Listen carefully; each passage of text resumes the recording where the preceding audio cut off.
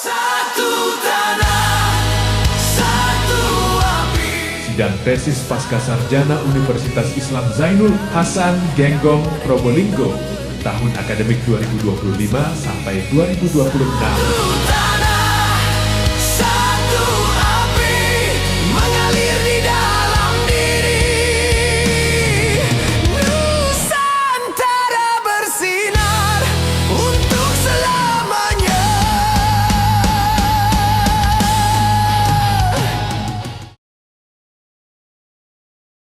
Bismillahirrahmanirrahim. Assalamualaikum warahmatullahi wabarakatuh. Alhamdulillahirrahmanirrahim. Wassalatu wassalamu ala asyrafil anbiya'i wal mursalin sayyidina habibina wa syafi'ina maulana Muhammad wa ala alihi washabihi ajmain. Amma ba'du.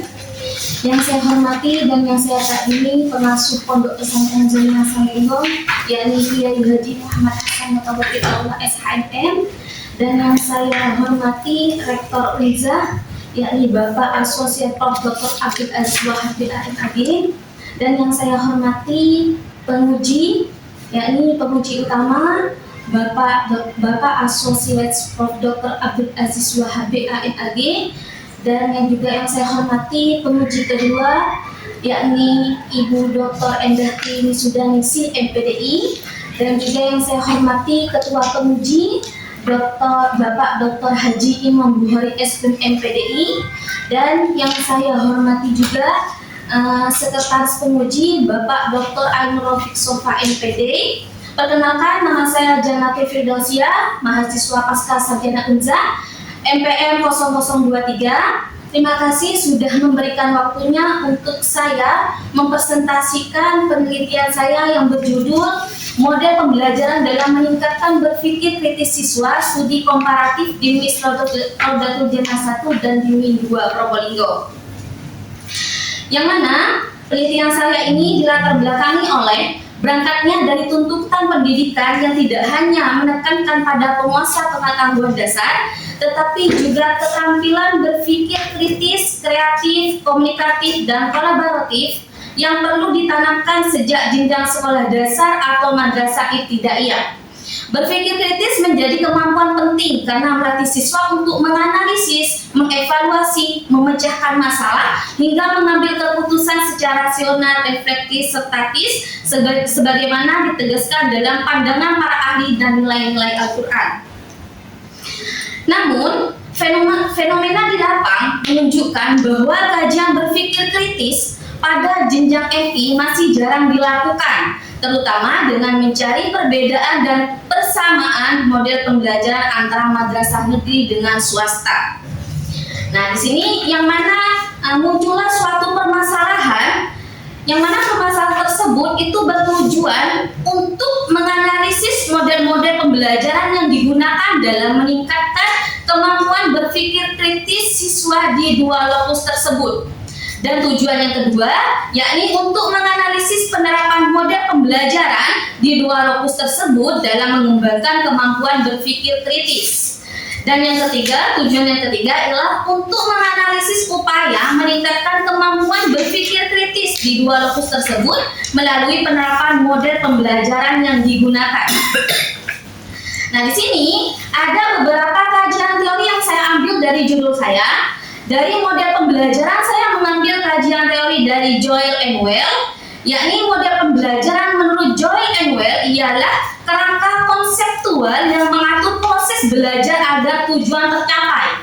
Nah, di sini ada model pembelajaran, ada 4 kelompok, ada problem based learning, ada inquiry learning, ada discovery learning, dan ada project based learning. Nah, selanjutnya kajian teori yang kedua saya mengambil dari Robert Ennis, yang mana dari kata berpikir kritisnya, menurut Robert Ennis, berpikir kritis adalah berpikir masuk akal dan reflektif untuk menentukan yang akan diyakini atau dilakukan. Nah, di sini mencakup 2 aspek, yakni skill, keterampilan, dan sikap. Nah, selanjutnya saya menampilkan kerangka konseptual di sini dari model pembelajaran hingga teori. Selanjutnya di bab 3 di sini ada metode penelitian. Ada beberapa metode penelitian. Jenis penelitian saya menggunakan kualitatif komparatif, pengumpulan data melewati observasi, wawancara, data dan dokumentasi, ada teknik analisis data, dan juga ada keabsahan data. Di sini ada juga lokasi dan waktu penelitian. Lokasi penelitian itu saya mengambil 2 lokus, yakni di MIS Rotul Jana 1 dan di MIN 2 Probolinggo Brani. Dan waktu penelitian untuk tesis ini saya dari periode Desember 2025 sampai Februari 2026. Baik, selanjutnya di sini ada hasil dan pembahasan, yang mana hasil pembahasan saya mengambil dari rumusan masalah yang sudah terjawab dari model pembelajaran di MIS Rotul Jana 1 dan di MIN 2 Probolinggo, yakni di MIS Rotul Jana 1 menggunakan 2 model, yakni model problem based learning dan project based learning.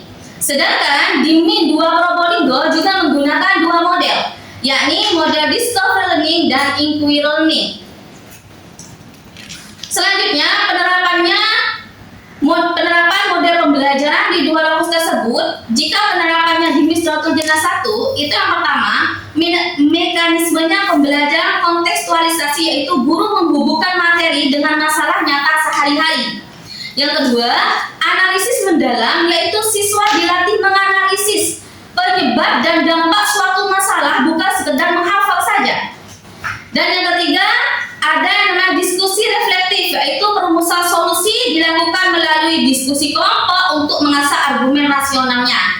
Itu penerapan di MIS. Sedangkan di MIN, penerapan model di MIN itu adalah yang pertama, guru itu sebagai fasilitator, yaitu guru memberikan pertanyaan pemantik untuk memicu rasa ingin tahu terhadap siswa, bukan sebagai sumber informasi tunggal saja.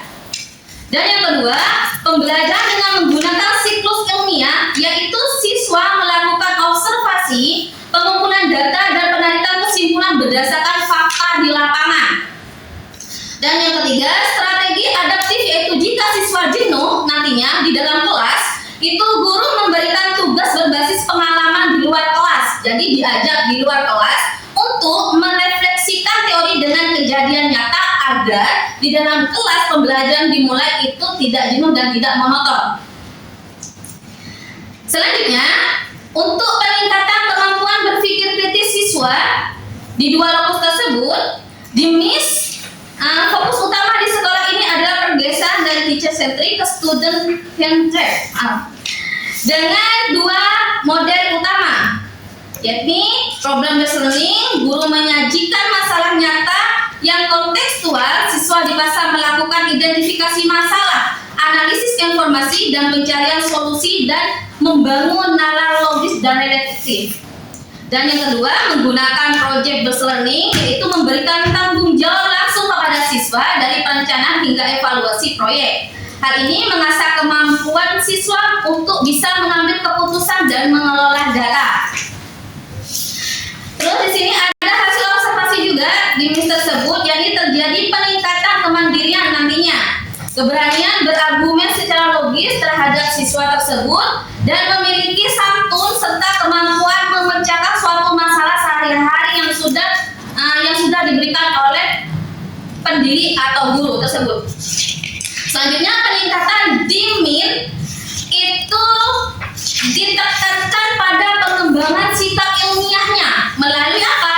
Melalui model yang sudah diterapkan, yakni inquiry dan discovery learning, yaitu siswa diposisikan sebagai penemu pengetahuan. Mereka tidak menerima informasi secara pasif, melainkan mengelola stimulus pertanyaan pemantik dari pendidik atau dari guru. Dan di situ juga kolaborasi yaitu guru bertindak sebagai fasilitator dalam diskusi kelompok. Siswa dilatih untuk mengevaluasi argumen teman sejawat dan menyusun solusi bersama. Dan yang terakhir, tugas kreatif mandiri, yaitu memberikan tugas di rumah untuk memperluas ruang analisis siswa di luar jam sekolah. Baik, selanjutnya di sini ada kesimpulan. Yang terakhir ada kesimpulan dari hasil pembahasan yang sudah saya sampaikan tadi. Di MIS Rotul Jana 1 itu kontekstualnya pembelajaran menghubungkan antara materi dengan permasalahan nyata dalam kehidupan sehari-hari. diskusi, dan menganalisis dengan mendalam.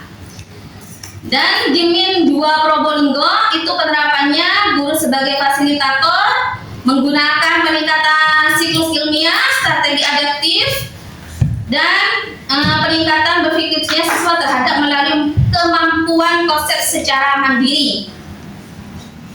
Nah, di sini MTTM ada sedikit dokumentasi. Yang di sini itu dari MIS, yang di sini pembelajaran dari MIN. Baik, terima kasih dari sedikit presentasi saya. Kurang lebihnya, mohon maaf. Assalamualaikum warahmatullahi wabarakatuh. Waalaikumsalam. Satu tanah